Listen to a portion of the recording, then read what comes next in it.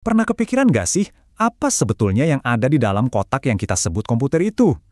Ini bukan sulap loh, tapi sebuah sistem yang terorganisir dengan sangat rapi, hampir mirip kayak organisme hidup.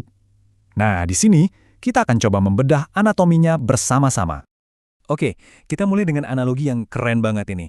Coba bayangin kalau perangkat keras atau hardware itu adalah tubuhnya, semua yang fisik, yang bisa kita pegang, maka perangkat lunak atau software itu adalah jiwanya.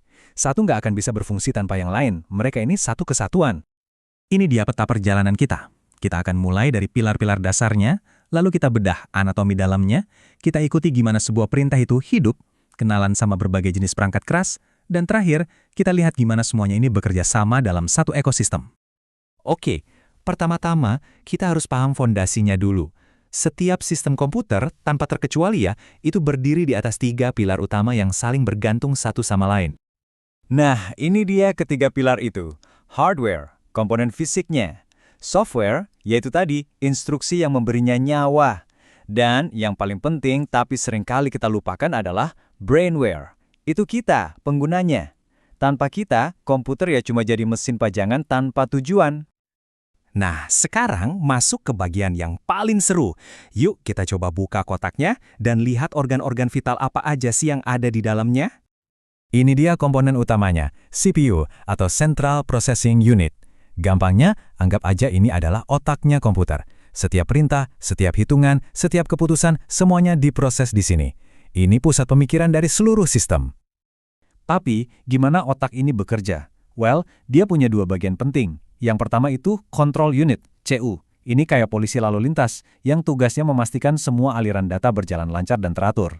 Yang kedua adalah Arithmetic Logic Unit, ALU. Nah, ini dia jenius matematikanya yang melakukan semua perhitungan dan logika dalam sekejap mata. Selanjutnya, ada RAM. Ini adalah memori jangka pendek komputer. Coba bayangin meja kerja kamu. Nah, RAM itu kayak gitu. Dia menyimpan semua data dan program yang lagi kamu pakai saat ini, biar si CPU bisa akses dengan super cepat. Tapi, begitu komputer dimatikan, mejanya langsung bersih lagi, semuanya hilang. Beda banget sama RAM, unit penyimpanan kayak hard disk atau SSD itu ibarat memori jangka panjang. Disinilah semua file, aplikasi, dan sistem operasi kamu disimpan secara permanen, bahkan setelah komputer mati. Ini lebih mirip lemari arsip, semuanya aman tersimpan di sana. Tentu aja, komputer butuh cara buat berinteraksi sama dunia luar kan? Nah, perangkat input kayak mouse dan keyboard itu adalah inderanya, cara kita kasih perintah. Sementara itu, perangkat output kayak monitor dan printer itu anggota tubuhnya. Cara komputer nunjukin hasil kerjanya ke kita.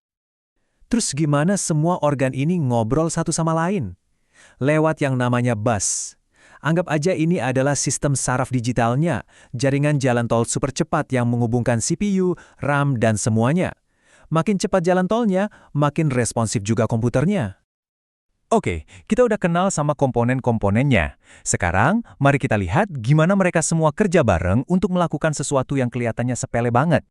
Pertanyaan ini kedengarannya simpel ya, tapi proses di baliknya itu adalah inti dari cara kerja komputer. Gimana coba sebuah perintah fisik dari tangan kita bisa diterjemahkan jadi aksi digital di layar monitor? Jawabannya ada di siklus 3 langkah super cepat ini yang terjadi miliaran kali per detik. Pertama, CPU mengambil atau fetch instruksi dari memori.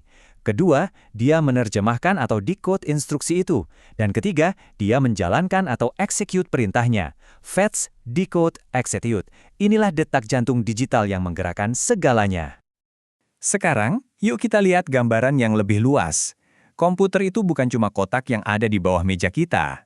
Bentuk dan ukurannya macam-macam, dan masing-masing punya tujuan yang beda. Kita mulai dari yang paling kecil dan paling ulum, komputer mikro. Yap, smartphone di saku kamu itu contoh sempurnanya.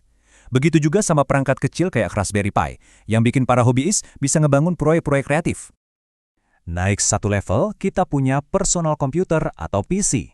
Inilah kuda pacu yang kita andalkan setiap hari, baik itu dalam bentuk desktop yang powerful ataupun laptop yang bisa dibawa kemana-mana, buat kerja, belajar, dan main game. Nah, di puncak piramida ada para raksasa. Mainframe itu server super besar yang dipakai bank dan perusahaan buat memproses jutaan transaksi.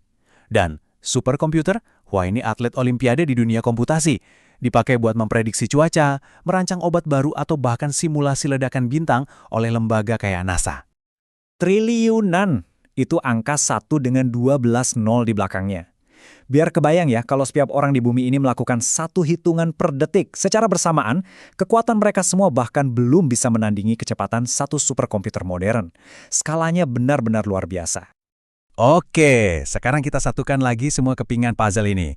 Ingat kan, perangkat keras itu cuma tubuhnya. Dia butuh kolaborasi supaya bisa berfungsi dengan baik. Coba bayangkan, sistem operasi itu seperti seorang manajer. Dia fasih berbahasa umum, tapi dia nggak ngerti bahasa teknis yang spesifik dari setiap mesin di pabriknya. Dia butuh bantuan buat komunikasi. Nah, disitulah driver berperan.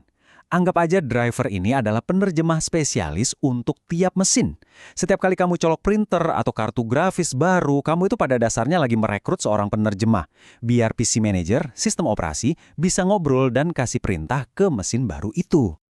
Dan yang terakhir, jembatan antara kita, si brainware, dengan mesin. Kita berkomunikasi lewat berbagai antarmuka, mulai dari GUI yang kita klik-klik setiap hari, CLI yang dipakai para ahli, sampai interaksi yang lebih modern lewat suara dan gambar. Inilah cara kita berbicara dengan jiwa di dalam mesin itu. Jadi dari otak, CPU, sampai ke sistem sarafnya, bus, kita sudah membedah anatomi mesin berpikir ini. Pertanyaannya sekarang, seiring teknologi ini terus berevolusi dengan sangat cepat, komponen mana ya yang akan jadi jantung barunya? Apakah tetap kekuatan pemrosesan CPU? Atau kecepatan konektivitas? Atau jangan-jangan data itu sendirilah yang jadi denyut nadinya? Sebuah pertanyaan untuk kita renungkan bersama.